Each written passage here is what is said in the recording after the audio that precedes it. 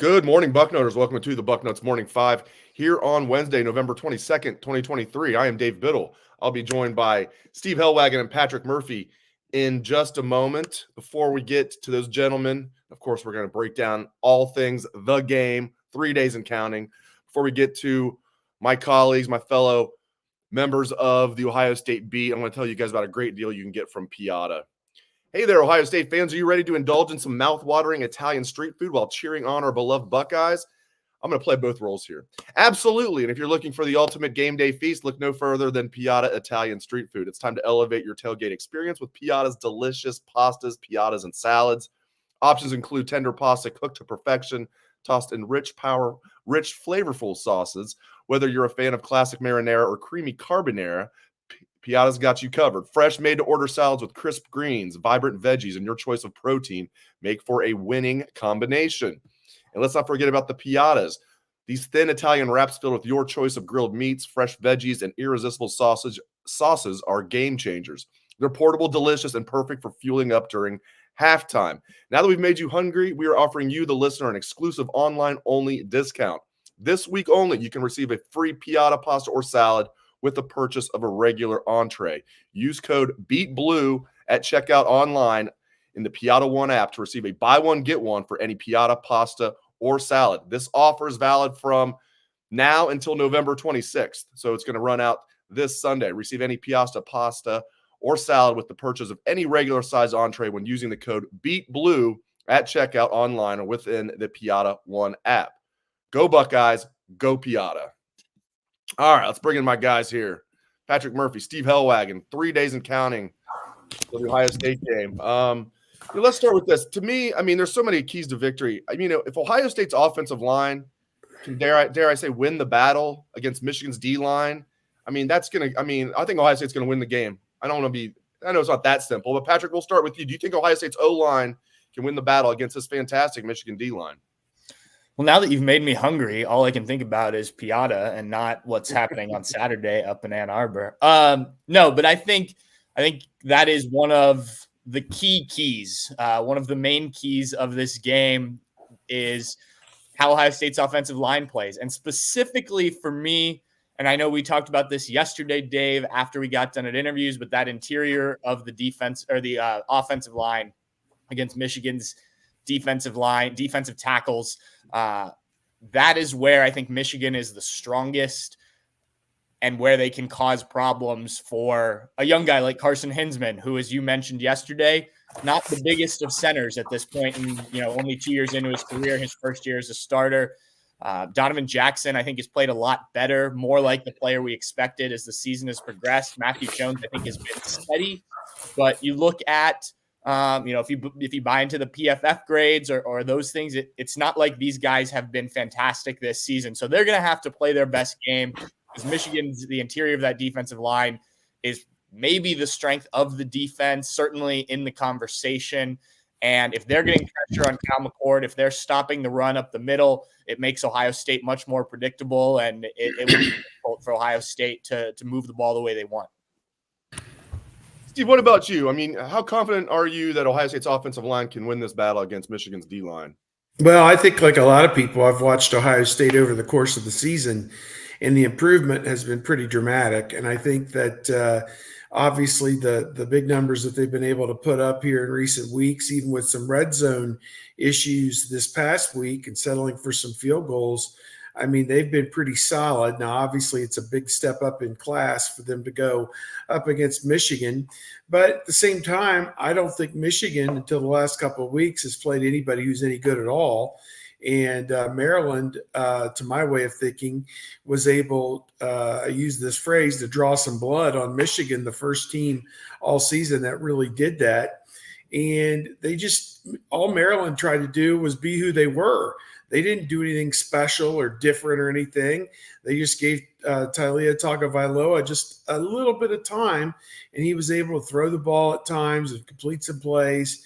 And, I just look at it that there's yards out there for Ohio State if they are opportunistic and take care of it. They cannot have penalties and turnovers, special teams mistakes, and expect to win this game, which they had those in some of the early season games. Can't afford to have any of that this week. I do feel like Ohio State's D line is going to get after Michigan's O line. We'll see, but I'm confident in Ohio State's D line against Michigan's O line. We shall see about Ohio State's O line against Michigan's D line. All right, I know they're not going to be playing against each other, obviously, but the Kyle McCord versus JJ McCarthy battle. I did a hit yesterday for 24/7 Sports, and they had a Michigan writer on, Alejandro, and he was saying his key to victory for Michigan was, he was saying that if JJ McCarthy's the best quarterback on the field, he thinks Michigan's going to win the game. Got me thinking. I mean, what do you guys agree with that? Do you think whoever is the best quarterback's going to win this game?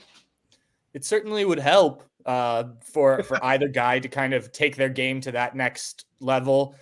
I think if you look at kind of the trajectory of these two guys this season, JJ McCarthy was being talked about as a Heisman Trophy candidate all the way up into that Penn State game a few weeks back.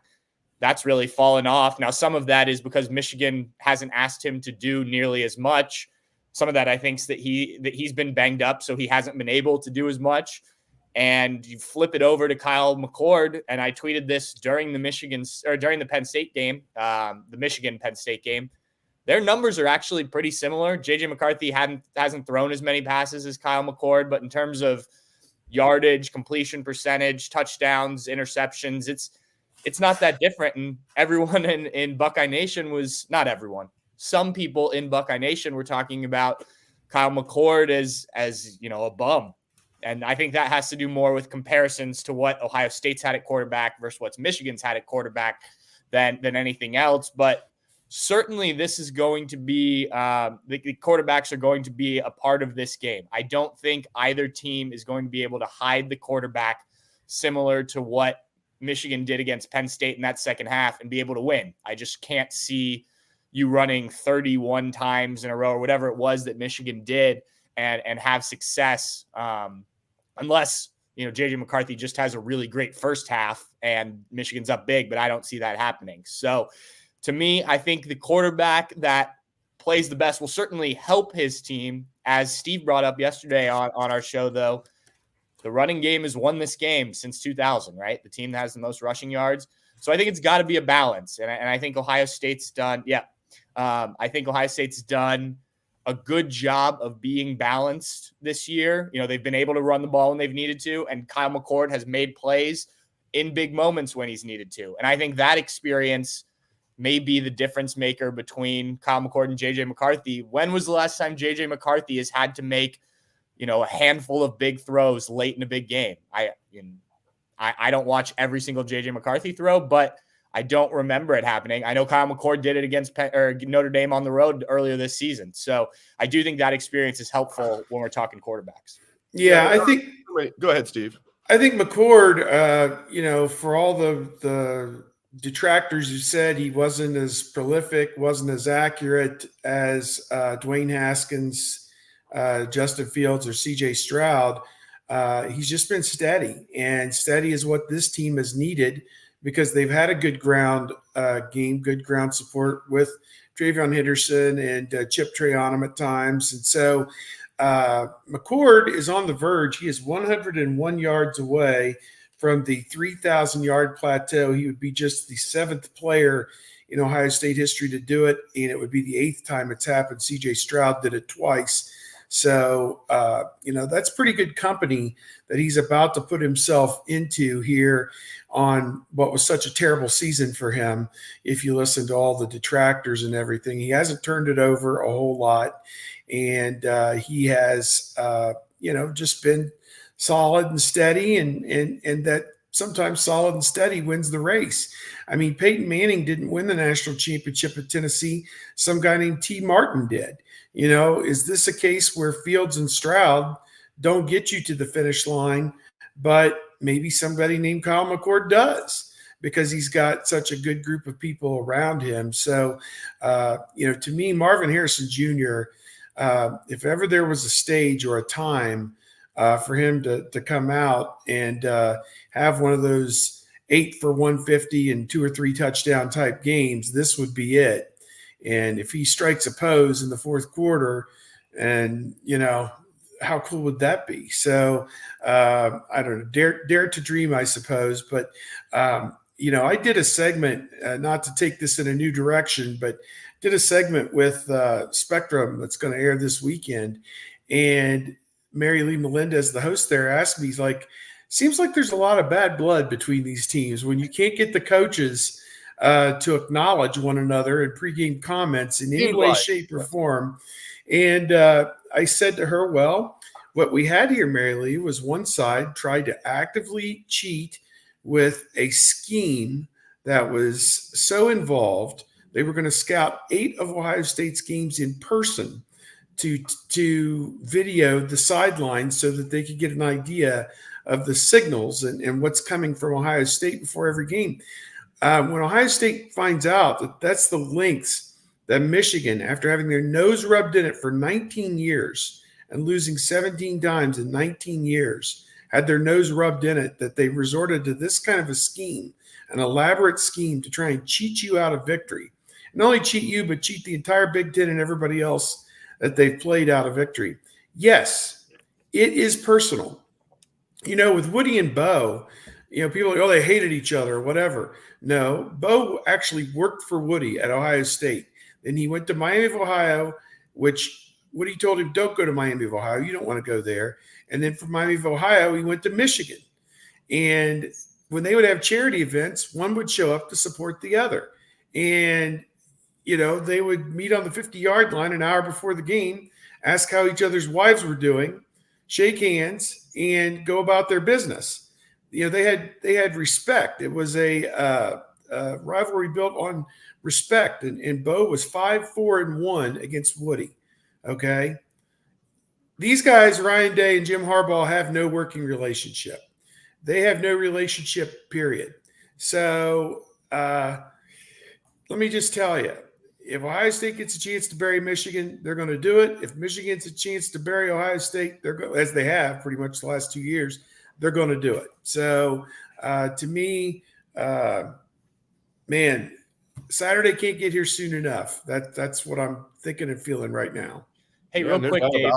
Go ahead. Dave, real quick, just to add to what Steve's saying there, I think if you can go back in any coaches in this series, and there's definitely been animosity before. I don't think it's ever been like this. And this isn't even just the sign stealing stuff.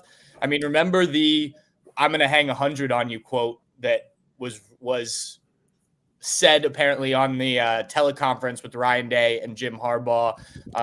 I went back this week and looked for every picture I could find of the two of them, handshakes and stuff after the game, before the game. They don't they do walk by each other, but they're never looking each other in the eye. I found a video after, I forget which game it was, a couple years ago. They just don't really ignite. It's a quick handshake and gone. Even before the game, a lot of times you can find Ryan Day talking with James Franklin. You can find Ryan Day talking with other coaches. Doesn't happen very often with Jim Harbaugh. There's a true dislike. And look, I think you got it with the players as well. Denzel Burke yesterday asked about this topic, and he took a minute to, probably 30 seconds of sitting there in silence before he gave what was a politically correct answer to not, put out more bulletin board material. This is real. This is real. You say you hate Michigan, you hate Ohio State. I think there's real animosity between these two teams. Yeah, it's always intense, and I don't think we'll ever see anything like this. I cannot wait for this game, and it's going to be crazy. It's going to be absolutely crazy. And everything with, in addition to everything Michigan did as far as cheating and everything, then they try to pin it on Ryan Day. Like that, Harbaugh, I don't think it's ever happened in sports where a coach was suspended twice in the same season for different violations. And, they lose their linebacker coach gets fired off of, what's a really good defense. And it's barely a blip on the radar because it's one thing after another up there. It's one thing after another. They're going to get hammered by the NCAA. I have no doubt about that, but we'll see what happens. There'll be no Ryan Day, Jim Harbaugh handshake of any sort this Saturday. No. I don't think Ryan and Sharon are going to get together before the game and hang out either. So, let's talk about some injuries. Mike Hall, that's great news. If that's true that Mike Hall is going to be ready for this game, it sounds like everybody but Emeka, or not Emeka, everybody but Lathan. I wrote down Emeka for some reason. Everybody but Lathan on defense sounds like they're going to be ready to go. We'll see about Devin Brown on offense, but focusing on defense, having Mike Hall is going to be huge for this game, Steve Helwagen. Yeah, I agree, because you got to control the point of attack, and I think he helps you do that. Tyleik Williams has played so well this season. Ty Hamilton has done a great job, I think, at times as well. And then, Sawyer, to come off a game this past week where he had 3.5 tackles for loss, he is really starting to play some of his best football as well. We know how good JT Tuimoloau can be as well at times with some of the huge plays that game-changing plays that he can make. And so, to me, that front four needs to play their best football this week, and that goes without saying. There's going to be a note in the boarding house today from Cody Simon, and just talking about how it's going to be a fight, and they have to get their body, their mind, and their soul, ready to go for this. And the two numbers, the access code to the Woody this week should be 297 and 252, because that's been the rushing totals for Michigan the last 2 years. 297 in 2021 and 252 last year, including those 2 long runs by Donovan Edwards in the fourth quarter to kind of to bury Ohio State. A 22-point loss at Ohio Stadium. I mean, that's just absurd. So, it's time for Ohio State to take it back. And they've got the team to do it. They've got the team that can do it. And they have to go out on Saturday and do it. That's just where it's at. Every year, the injury situation is interesting leading into the game because there's so much information, disinformation, trying to, is this guy healthy? How healthy is this guy? He's going to play, but, what percentage roughly is he? It looks like J.J. McCarthy's banged up, Pat. Of course, he's going to play. But it looked like he was in pain a couple times against Maryland. I'm guessing it's an ankle injury. Again, JJ's going to play. But if that limits his ability to run, that's huge.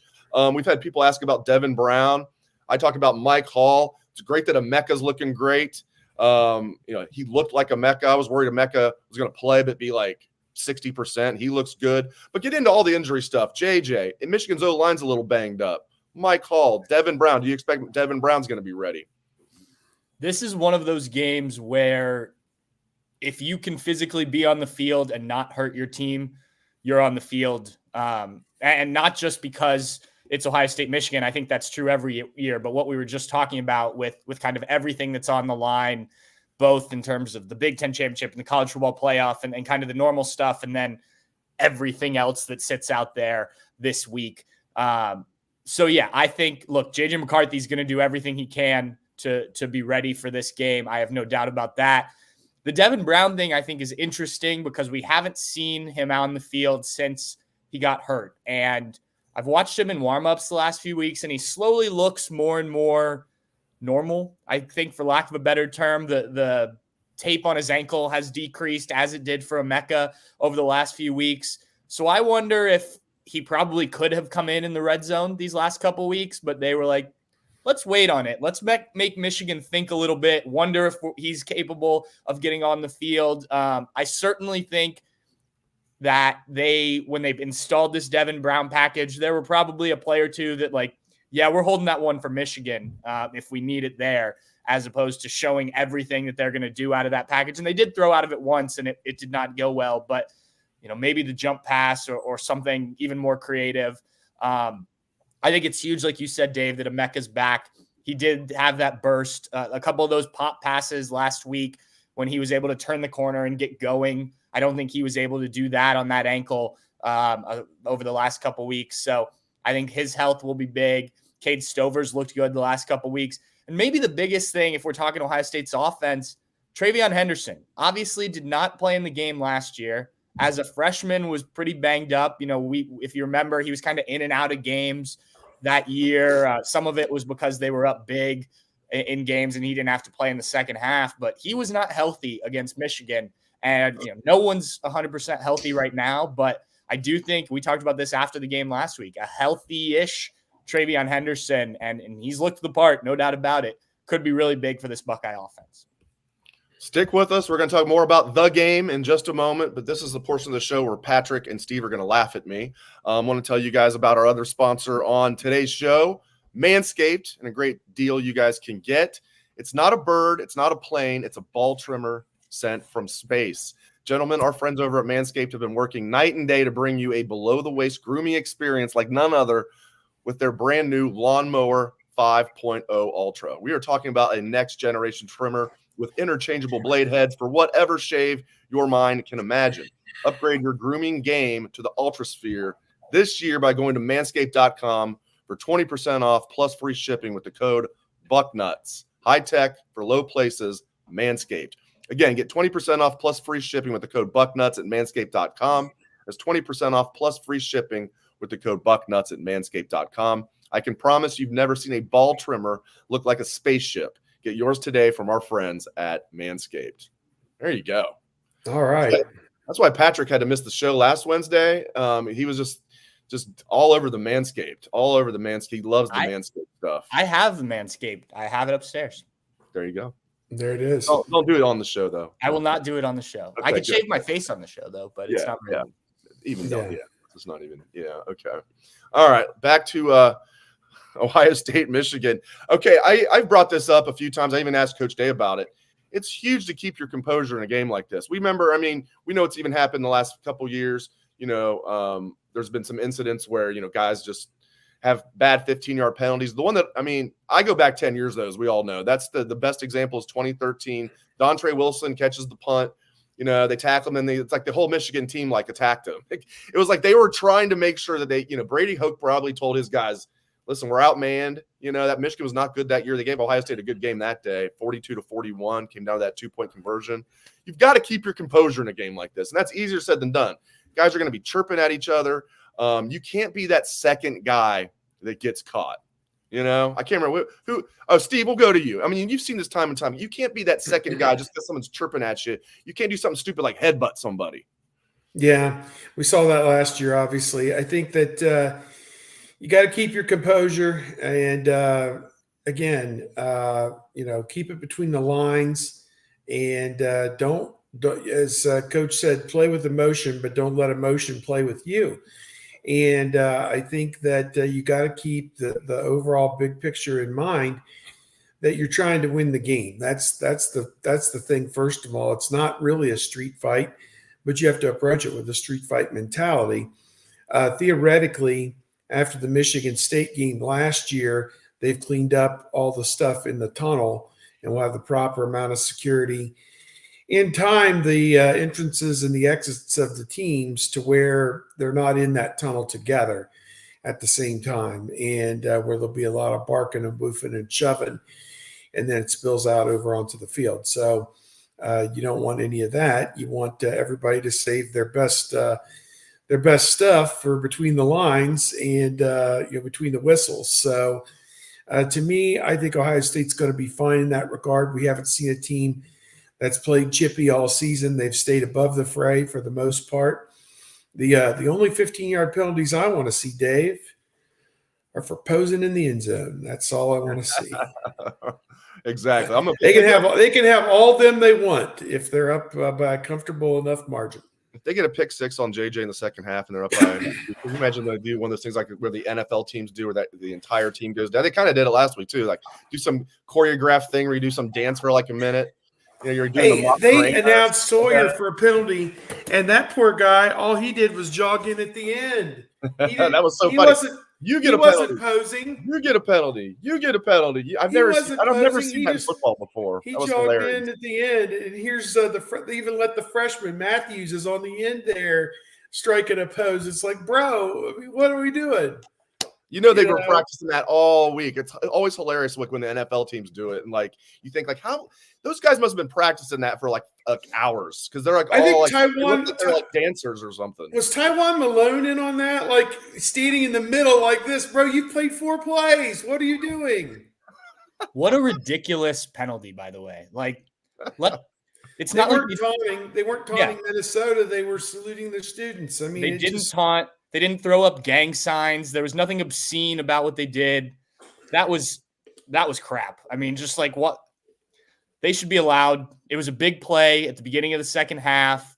Jordan Hancock's a guy who's in his first year starting. Everyone's been really happy with it. I mean, I know the officials don't know the backstory here, but come on, like, who cares? It didn't affect the game at all. It didn't delay the restart. That was ridiculous. And if they get a couple of those this week and they're up 20 points, I am all good with that.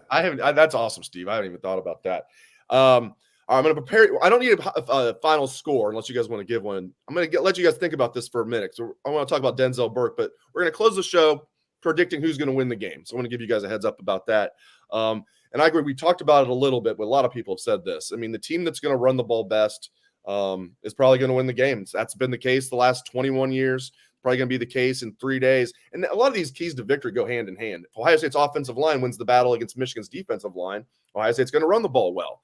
If Ohio State's defensive line wins the battle against Michigan's O-line, Michigan's not going to run the ball well. It's pretty damn simple on paper, at least. All right, Denzel Burke. I loved it. I absolutely loved it. If you guys haven't seen it, we have a story on Bucknuts.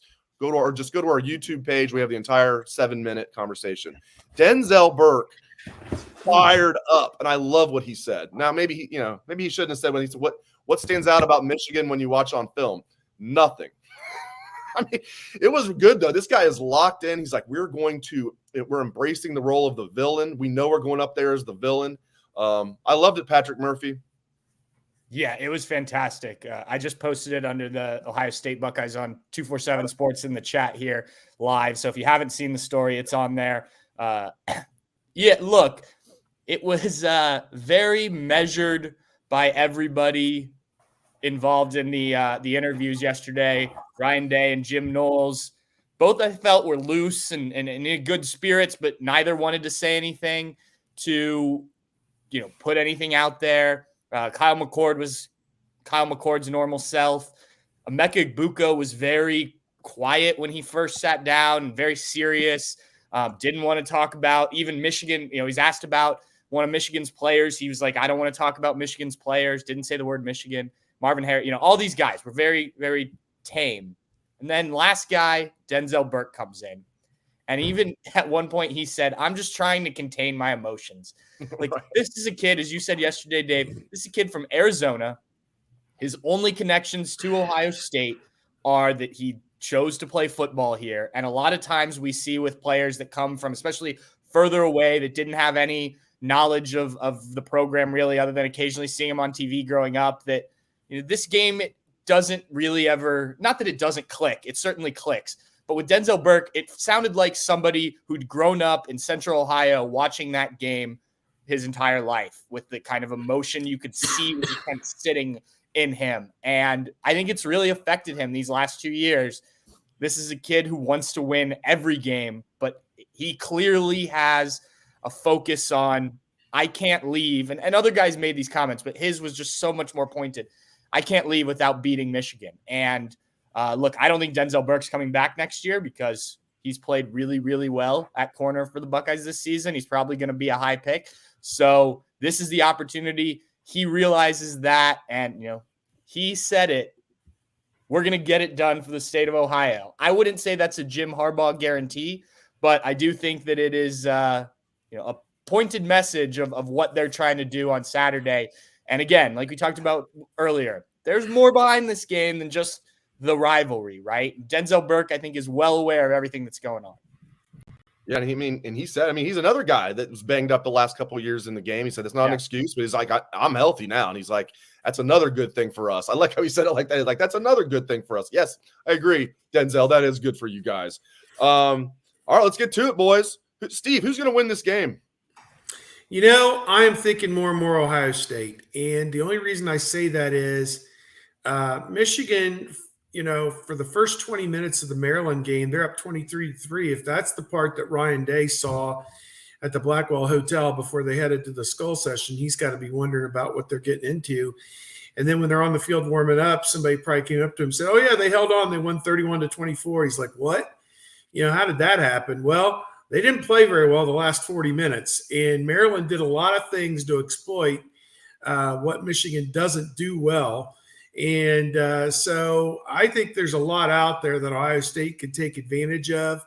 And this is not an invincible Michigan team by any stretch of the imagination. I mean, Maryland was making plays, left and right against them. And so if Maryland had not made so many mistakes on their own, it was, alleged that they lose the game by 7, and Tagovailoa may have cost them anywhere from 11 to 17 points himself with just the mistakes that he made. I mean, he gave up a fumble for a touchdown, staring right at the guy who punched the ball out. So I don't know, on the 5-yard line. So, you can't make that mistake. And I don't think, McCord, if given the put in that same spot, would tuck it and hold it and protect it. So I'm saying 2017 Ohio State. You got two defenses that are giving up about 9 points a game. So teams may be able to move the ball between the 20s, but in the red zone, everything's going to be real difficult. And, who can punch it in? Ohio State's got Cade Stover down there that they could throw it to. Marvin Harrison has done really well at times in the red zone, a couple of those touchdowns a few weeks back, and won this past week against Minnesota as well. So I'm saying 20-17, whether it comes down to a field goal at the end by Jaden Fielding or not, I don't know. But I think this is Ohio State's time, and I think they may have the better team. So we'll see how it goes. I've got a similar vibe, Steve. I feel better about it if the game was at the Horseshoe and not the Big House, but still, I'm picking the Buckeyes in a close game, relatively low scoring, probably just under the over/under. So yeah, I'm with you. I'm right around that same thing. Pat, who's going to win this game? Yeah, I've been pretty back and forth throughout the season. Obviously, like most people, I was waiting to see Michigan play somebody.